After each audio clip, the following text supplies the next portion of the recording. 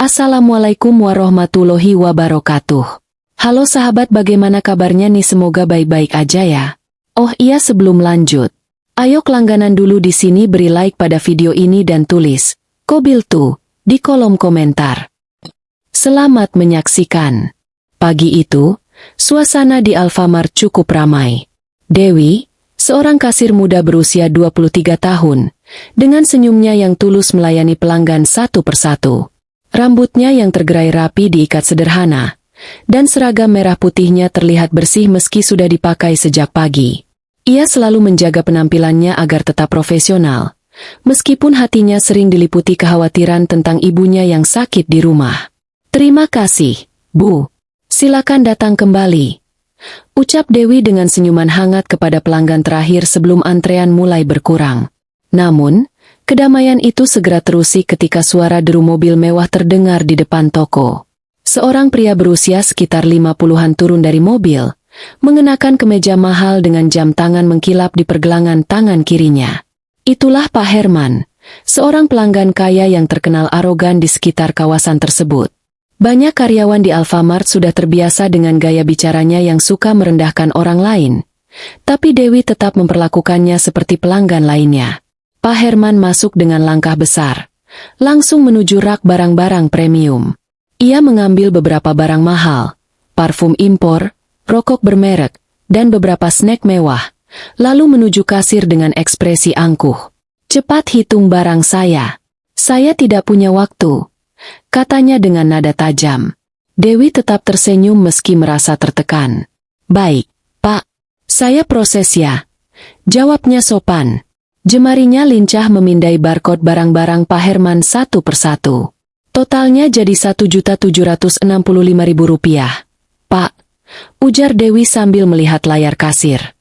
Pak Herman merogoh dompetnya dengan gaya berlebihan, mengeluarkan selembar uang Rp2 juta. Dewi menerima uang itu dan menghitung kembalian dengan hati-hati, memastikan tidak ada yang terlewat. "Ini kembaliannya, Pak. Rp235.000. Dewi menyerahkan uang itu dengan kedua tangannya. Namun, saat Pak Herman menerima kembalian itu, wajahnya berubah muram. "Apa-apaan ini? Kembaliannya kurang Rp500.000, serunya keras, membuat beberapa pelanggan di toko menoleh ke arahnya. Dewi tertegun, mencoba memproses tuduhan itu. "Maaf, Pak. Saya sudah menghitungnya sesuai dengan jumlah yang Anda bayarkan tadi." Pak Herman melipat tangannya di dada, berdiri dengan sikap menantang. "Kamu pikir saya tidak bisa menghitung? Saya tadi kasih uang 2 juta, dan kamu cuma kasih saya kembalian recehan ini. Mana Rp500.000 saya?" Dewi berusaha tetap tenang meski darahnya mulai berdesir. "Pak, saya yakin jumlahnya sudah benar. Tapi kalau Bapak merasa ada kekeliruan, kita bisa cek bersama-sama. Apa saya harus ajarkan kamu cara kerja kasir? Jangan coba-coba mencuri dari saya." Suara Pak Herman semakin keras, membuat suasana menjadi tegang. Pelanggan lain mulai memperhatikan. Beberapa dari mereka berbisik-bisik. Wajah Dewi memerah. Ia menundukkan kepala sejenak, berusaha menenangkan diri. "Bapak bisa tenang dulu. Saya tidak pernah berniat seperti itu. Jika Bapak mau, kita bisa lihat rekaman CCTV untuk memastikan." "CCTV?" Pak Herman mendengus sinis. "Siapa yang punya waktu untuk itu? Kamu pikir saya bodoh? Saya tahu kamu simpan uang itu di laci atau dimanapun kamu biasa sembunyikan hasil curianmu." Dewi terpaku. Kata-kata itu menyayat hatinya. Tidak pernah seumur hidupnya ia berpikir untuk mencuri, apalagi dari tempat kerjanya. Ia tahu betul betapa sulitnya mendapatkan pekerjaan, apalagi dengan kondisi keluarganya yang sangat membutuhkan penghasilannya. Namun, ia tetap mencoba menahan emosinya. "Pak, saya tidak seperti itu. Saya tidak pernah mengambil uang yang bukan milik saya," katanya dengan suara bergetar. Pak Herman tidak peduli.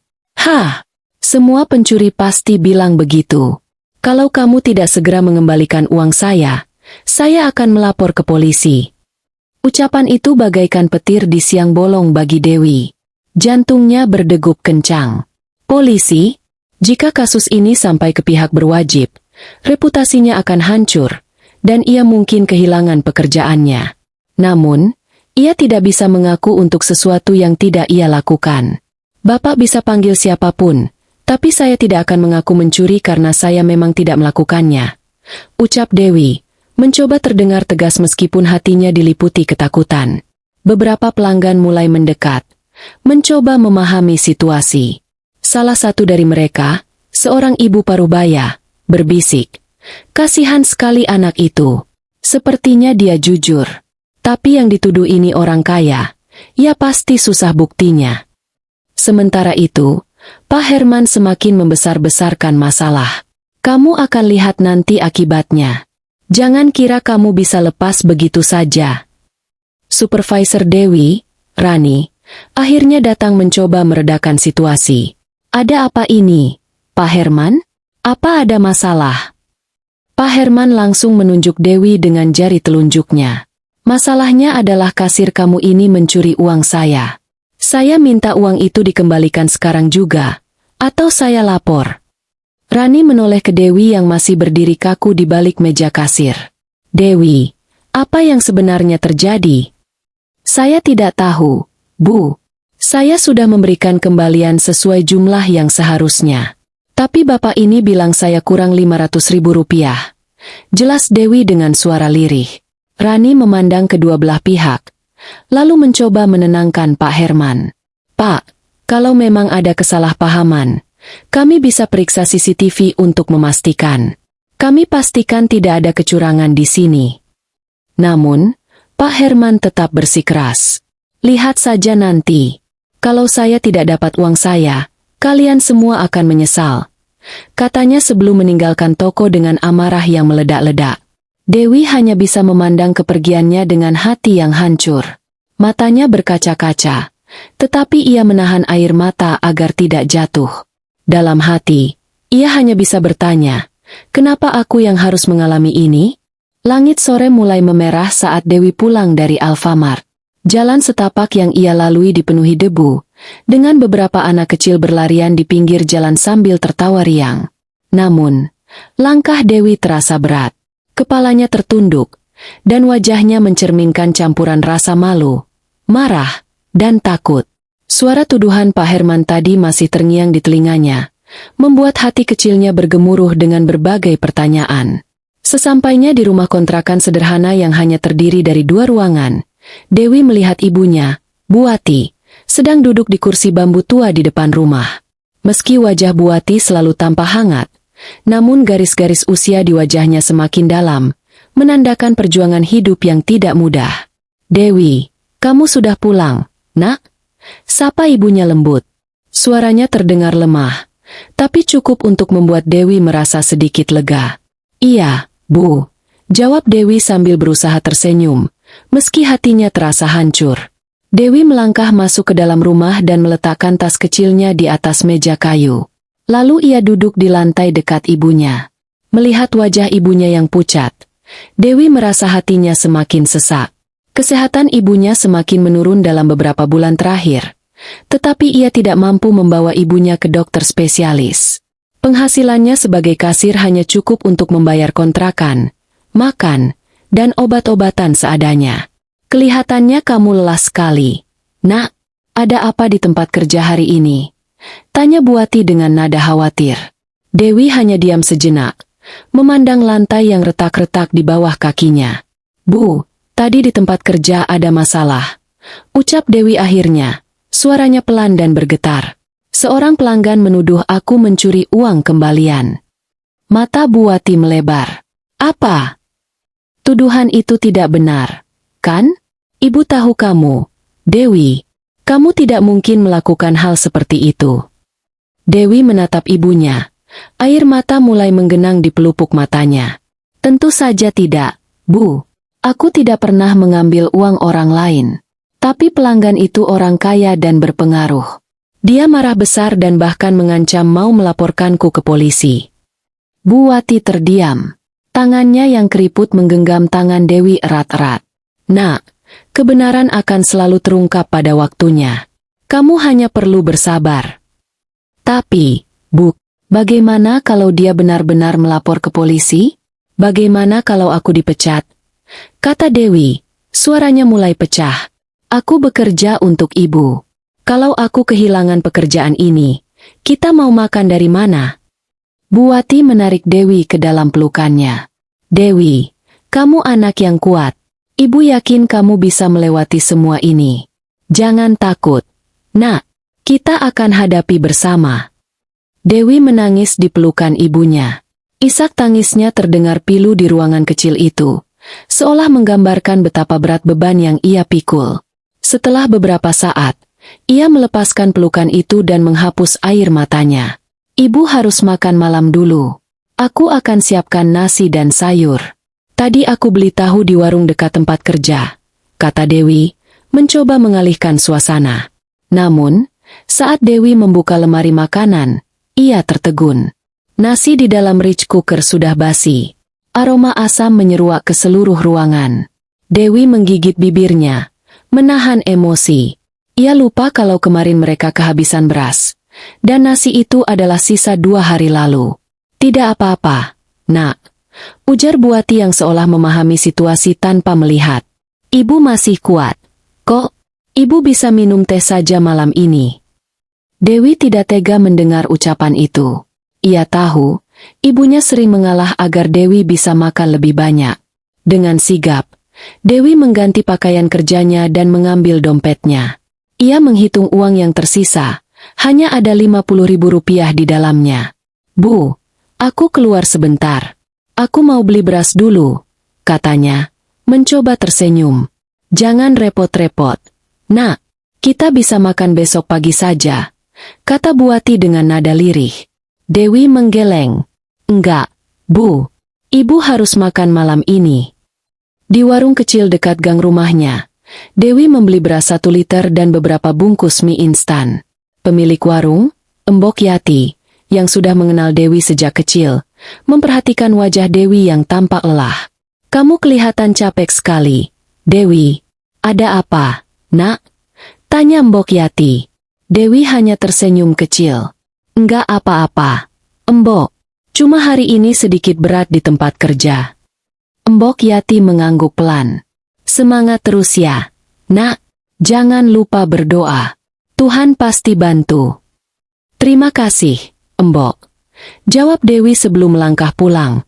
Saat tiba di rumah, Dewi langsung memasak. Aroma mie instan yang sederhana menyebar di ruangan, membuat perut Dewi keroncongan.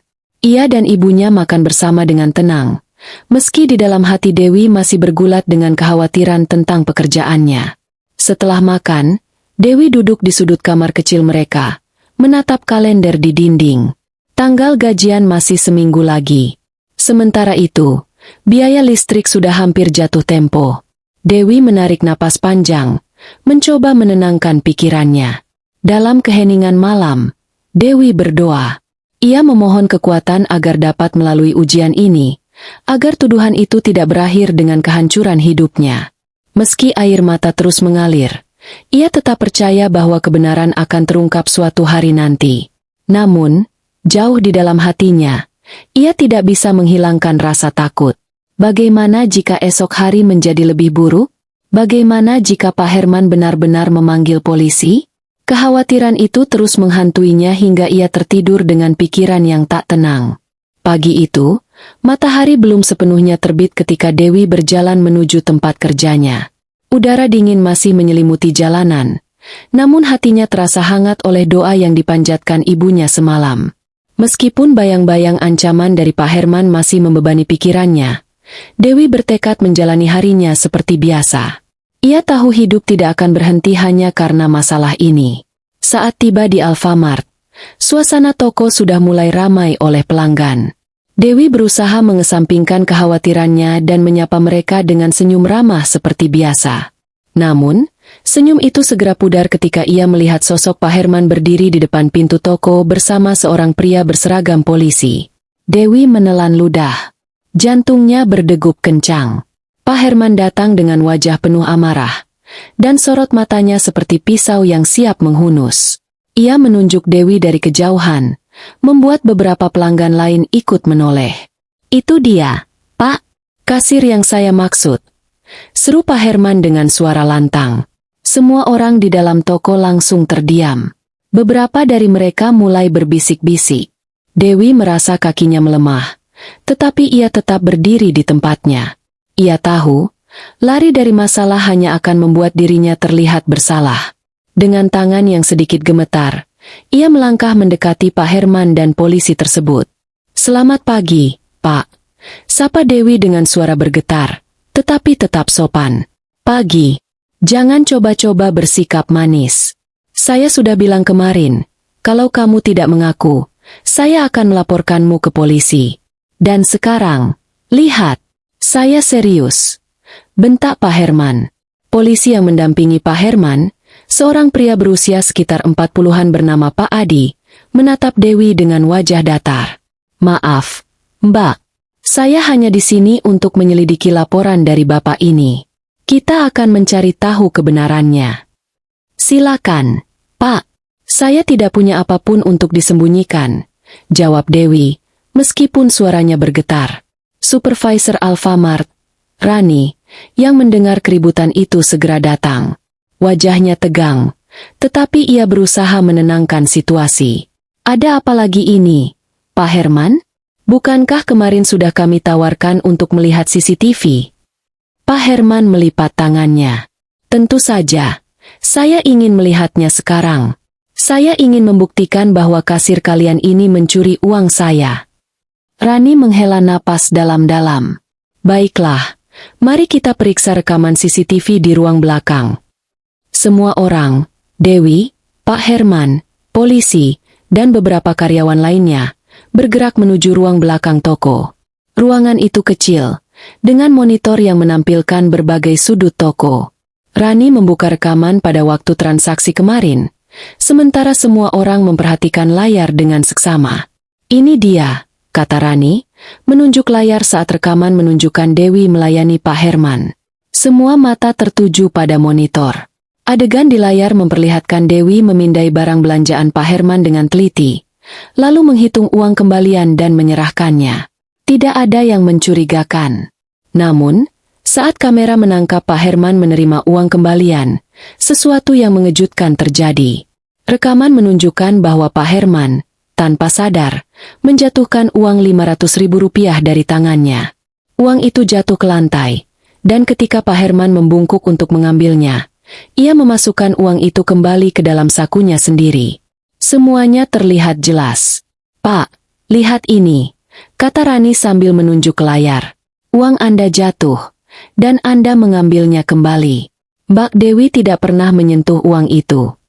Wajah Pak Herman memerah. Ia mencoba mencari-cari alasan. "Tunggu, ini pasti rekayasa. Kalian sengaja mengedit CCTV ini untuk melindungi karyawan kalian." Polisi Pak Adi menggeleng. "Pak Herman, ini adalah rekaman langsung dari sistem keamanan. Tidak ada yang bisa mengeditnya begitu saja. Dari yang saya lihat, tidak ada bukti bahwa kasir ini mencuri uang Anda." Dewi yang berdiri di sudut ruangan merasa lega, tetapi air matanya mulai mengalir. Ia tidak pernah membayangkan harus melalui situasi seperti ini hanya untuk membuktikan bahwa dirinya tidak bersalah. Dengan suara bergetar, ia berkata, "Pak, saya hanya berusaha bekerja dengan jujur. Kenapa Bapak begitu tega menuduh saya?" Pak Herman mendengus, lalu melangkah mundur. "Baik, kalau begitu. Tapi ingat, saya tidak akan melupakan ini," katanya sebelum keluar dari ruangan dengan langkah besar. Meski telah terbukti salah, ia tetap tidak mau meminta maaf. Polisi Pak Adi menoleh ke Dewi. "Mbak, saya minta maaf atas kejadian ini. Saya harap Anda tidak kehilangan semangat bekerja." Dewi mengangguk sambil tersenyum lemah. "Terima kasih, Pak. Saya hanya ingin bekerja dengan tenang." Rani menepuk pundak Dewi dengan lembut. "Kamu hebat, Dewi. Jangan biarkan kejadian ini mematahkan semangatmu." Setelah semua orang keluar dari ruang CCTV, Dewi duduk di kursi kecil, mencoba menenangkan dirinya. Air matanya terus mengalir, bukan karena sedih, tetapi karena lega. Ia telah melewati salah satu hari terberat dalam hidupnya, dan kebenaran akhirnya terungkap. Namun, Di balik rasa leganya, ada luka mendalam yang tidak bisa ia abaikan. Luka karena harga dirinya diinjak-injak di depan banyak orang.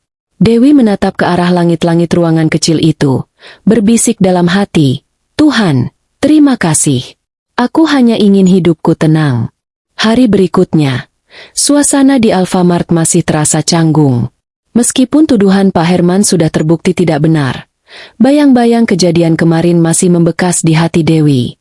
Beberapa pelanggan yang melihat kejadian itu mulai memberikan simpati, tapi tidak sedikit juga yang berbisik-bisik, seolah menghakimi Dewi meski kebenaran telah terungkap. Dewi berusaha menjaga profesionalismenya. Senyumnya tetap terpancar, meski di balik itu hatinya masih terluka. Ia tidak pernah menyangka hidupnya yang sudah berat harus dipenuhi dengan cobaan yang begitu besar. Namun, ia tetap yakin bahwa ketulusan akan selalu menang. Saat jam makan siang, Rani menghampiri Dewi di kasir. "Dewi, kamu ada waktu sebentar? Saya mau bicara," katanya sambil memberi isyarat ke arah ruang staf. Dewi mengangguk dan segera mengikuti Rani. Di dalam ruangan kecil itu, Rani menatap Dewi dengan raut wajah penuh perhatian. "Dewi, bagaimana perasaanmu sekarang? Saya tahu, kemarin pasti sangat berat untukmu." Dewi menundukkan kepala. "Jujur, Bu, saya masih merasa malu. Rasanya seperti semua orang memandang saya dengan curiga, meskipun saya tidak salah." Rani menghela napas panjang. "Saya mengerti. Apa yang kamu alami bukan hal yang mudah. Tapi kamu harus tahu, banyak pelanggan yang sudah mulai mendukungmu. Beberapa dari mereka bahkan berkata kalau kamu adalah kasir terbaik di sini." Mendengar itu, Dewi merasa sedikit terhibur. "Terima kasih, Bu. Saya hanya berharap tidak ada lagi masalah seperti ini." Namun, percakapan mereka terganggu ketika seorang karyawan masuk terburu-buru. "Bu Rani, maaf mengganggu. Pak Herman ada di luar, dan dia ingin bertemu dengan Mbak Dewi," katanya dengan nada cemas. Dewi langsung merasa tegang. "Pak Herman? Apa lagi yang dia inginkan?" Rani menepuk pundak Dewi. "Tenang, Dewi. Saya akan mendampingimu.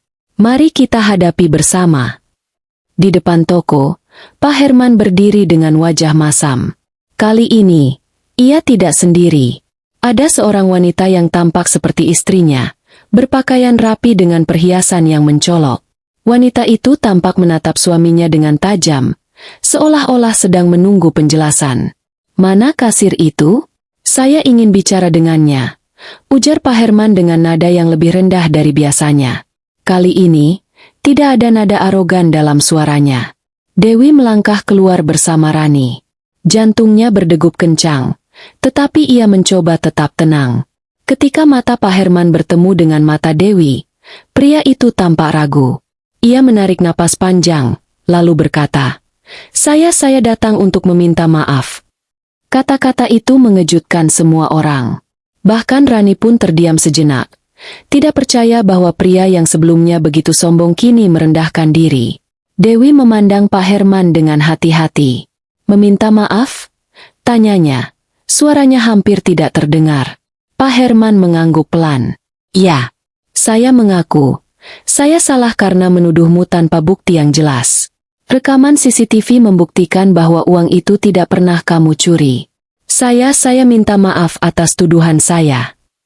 Meskipun permintaan maaf itu terdengar tulus, ekspresi wajah Pak Herman menunjukkan bahwa ia merasa terpaksa melakukannya. Dewi tahu, pria ini tidak benar-benar menyesali perbuatannya. Mungkin ada tekanan dari keluarganya, atau mungkin ia hanya tidak ingin reputasinya semakin buruk. "Pak Herman, saya menghargai permintaan maaf Anda," kata Dewi, mencoba menjaga nada suaranya tetap tenang. "Tapi apa Anda tahu bagaimana rasanya dituduh mencuri? Anda mempermalukan saya di depan pelanggan lain, bahkan membawa polisi untuk menekan saya. Apa Bapak tahu, saya hampir kehilangan pekerjaan saya karena tuduhan itu." Pak Herman tampak gelisah. Ia tidak menyangka Dewi akan berbicara seperti itu. Namun, sebelum ia sempat menjawab, istrinya, yang sejak tadi diam, akhirnya angkat bicara. "Herman, apa kamu tidak malu? Kamu mempermalukan anak ini di depan umum hanya karena kesalahanmu sendiri. Seharusnya kamu benar-benar menyesal, bukan hanya meminta maaf seadanya, ujar istrinya dengan nada tajam. Pak Herman menunduk. Wajahnya semakin memerah. Ia menggumamkan sesuatu yang terdengar seperti alasan, tetapi istrinya memotongnya lagi. Tidak ada alasan, Herman. Kamu salah, dan kamu harus memperbaiki kesalahanmu. Dewi, yang sejak tadi hanya diam, merasa air mata mulai menggenang di matanya. Ia teringat kata-kata ibunya, kebenaran akan selalu terungkap. Meskipun permintaan maaf ini terasa pahit, ia tahu bahwa ia harus menerima untuk melanjutkan hidupnya. Saya menerima permintaan maaf Bapak, kata Dewi akhirnya.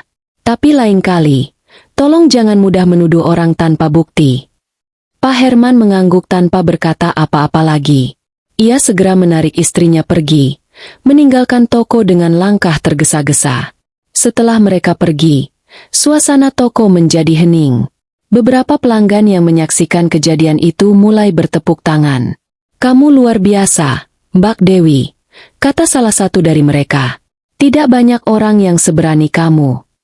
Dewi tersenyum kecil. Meskipun hatinya masih terasa berat, ia merasa lega bahwa kebenaran akhirnya berpihak padanya.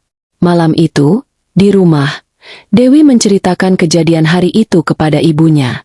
Pak Herman datang untuk meminta maaf, Bu, katanya sambil menyiapkan makan malam sederhana. Bu Wati tersenyum. Lihat, Dewi, ibu selalu bilang, kebenaran tidak pernah kalah. Kamu hanya perlu bersabar. Dewi mengangguk, merasa semangatnya kembali pulih. Meskipun kejadian itu telah menguras tenaga dan emosinya, ia tahu bahwa ia telah melewati salah satu ujian terbesar dalam hidupnya. Dan di balik semua rasa sakit itu, ada pelajaran berharga yang tidak akan pernah ia lupakan. Hari-hari berlalu sejak kejadian dengan Pak Herman. Meskipun Dewi telah berusaha melanjutkan hidupnya seperti biasa, perasaan tidak nyaman masih sering menghantuinya. Ia tidak bisa melupakan rasa malu dan tekanan yang ia rasakan saat dituduh mencuri di depan banyak orang.